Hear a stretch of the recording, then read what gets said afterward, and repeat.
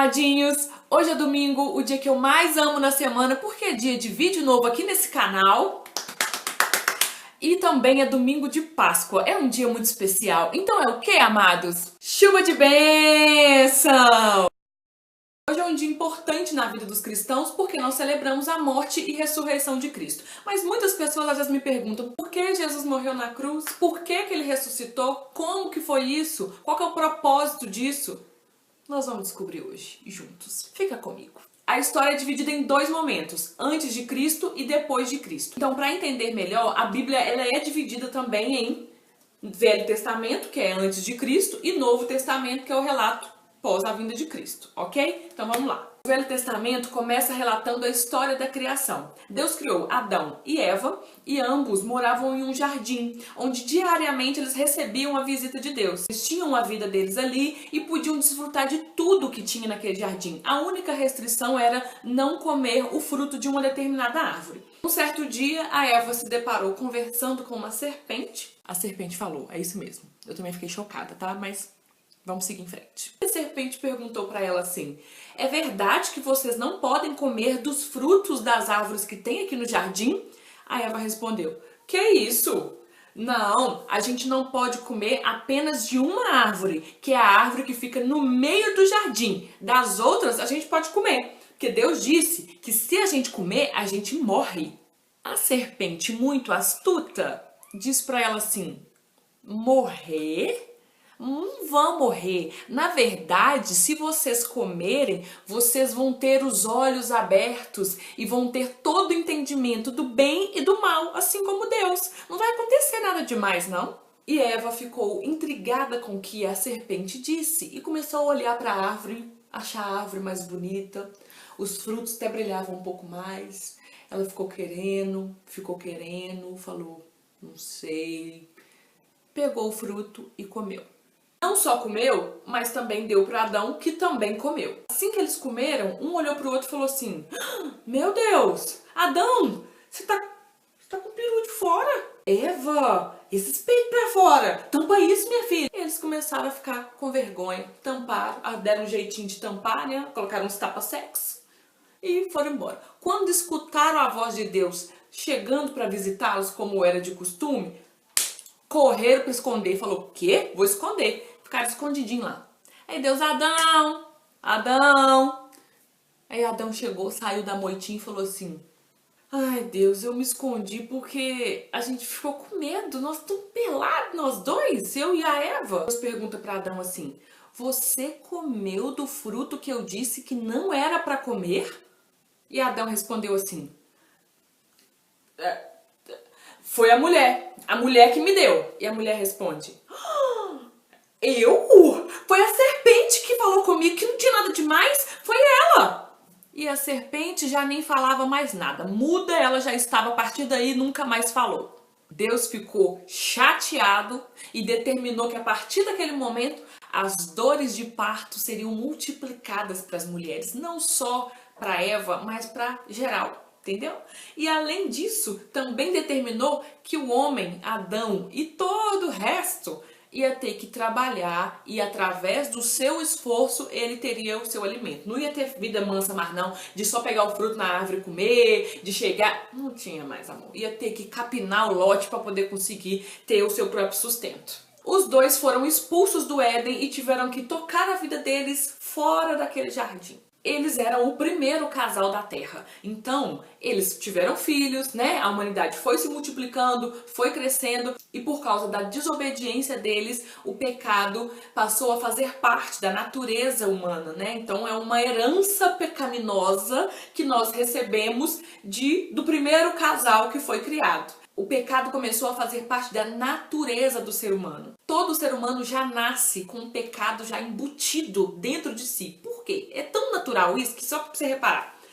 Quando tem uma criancinha, por exemplo, meu primo Pedro Henrique. Pedro Henrique, eu falava com ele assim: Pedro Henrique, não faz isso. Tá bom, tá, menino, não vou fazer não. Beleza. Aí quando eu olhava, o Pedro Henrique tinha feito, rabiscado um negócio lá, por exemplo.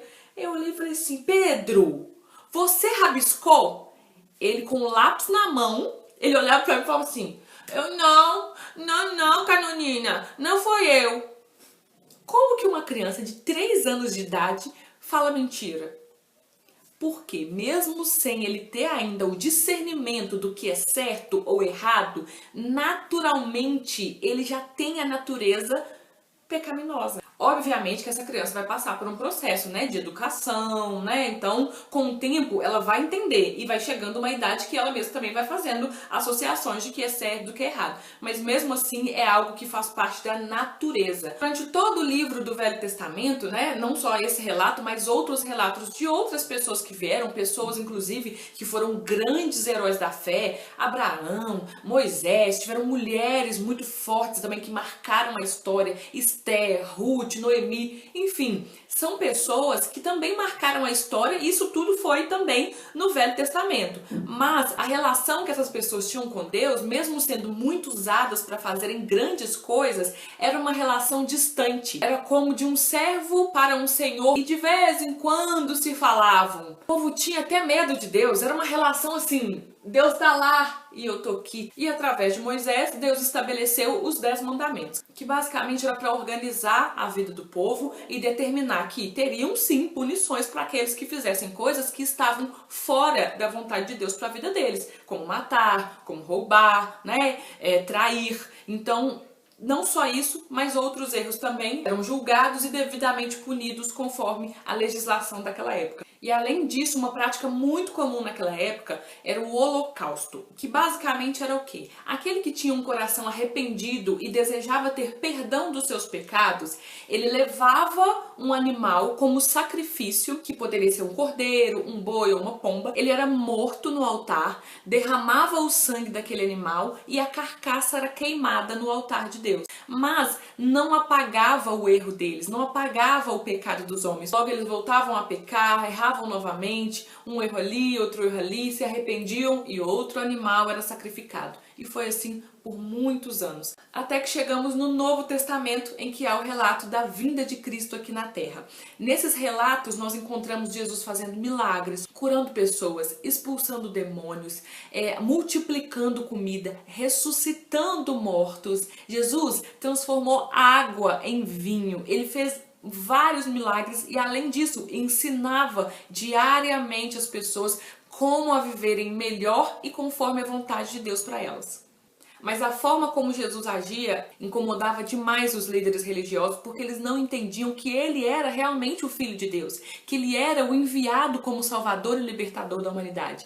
Eles não conseguiam entender isso e, por conta disso, eles tramaram ali a prisão, a morte de Jesus. Era a pior punição que um preso poderia ter na vida. Não era simplesmente a morte, era morte de cruz. E morte de cruz, cara, é punk, porque ele foi literalmente pregado. Sabe o que é? Você colocar um negocinho assim, colocar um prego e bater o martelo? Foi isso que fizeram. As mãos de Jesus foram pregadas numa cruz, os pés, e colocaram nele uma coroa de espinhos. A morte de Jesus na cruz foi um sacrifício. Ele se entregou à morte pela humanidade. E a sua ressurreição foi mais um sinal de que ele era realmente o Filho de Deus. Ele veio para salvar a humanidade da morte. Lembra que lá no Velho Testamento, na conversa com a serpente, a Eva disse que se comesse morreria, que Deus tinha dito, mas a serpente disse que não, papai comeu? Pois é. Mas a morte não era física, era uma morte espiritual. Porque é através do Espírito que nós temos a nossa conexão com Deus. E com o pecado, ele se desconectou de Deus. A desobediência de Adão e Eva nos desconectou de Deus. E o sacrifício de Jesus nos conecta novamente a ele. É como se fosse assim: Deus está aqui, nós estamos aqui e eu sou Jesus. Jesus veio para conectar-nos novamente com Deus. Não agora como uma relação de Deus lá e nós aqui, mas uma relação de pai e filhos. Jesus deu a sua própria vida como um sacrifício definitivo para perdão dos pecados. Não precisa mais matar nenhum animal, oferecer nenhum holocausto para remissão dos pecados, porque todos os nossos pecados são perdoados através do sacrifício de Jesus. Embora ele tenha se sacrificado para toda a humanidade, Só é beneficiado desse sacrifício aqueles que acreditam que realmente, de fato, ele é o Filho de Deus, que se arrepende verdadeiramente de seus pecados e se propõe a andar conforme o exemplo de Jesus Cristo. E uma das partes mais lindas dessa história é que esse benefício inclui também a paternidade divina.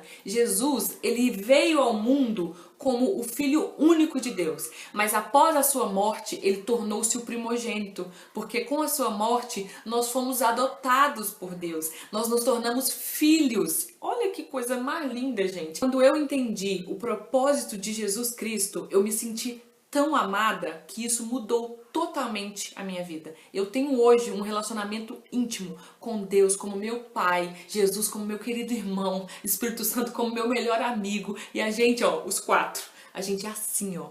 Então, eu recomendo muito que a presença de Deus esteja na sua vida, que você entenda quem é Jesus de verdade, qual é o propósito, porque Ele fez isso por você, Ele fez isso por mim, Ele fez isso por amor. Espero que você tenha gostado do vídeo. Se tiver alguma dúvida em relação à história, eu amo contar histórias da Bíblia, eu amo conversar a respeito, então eu vou ter o maior prazer em te responder. Deixa aqui nos comentários e se tiver também alguma coisa a acrescentar, é sempre bem-vindo também. Se ainda não é inscrito no canal, se inscreve também, ó. Um beijo e até o próximo vídeo!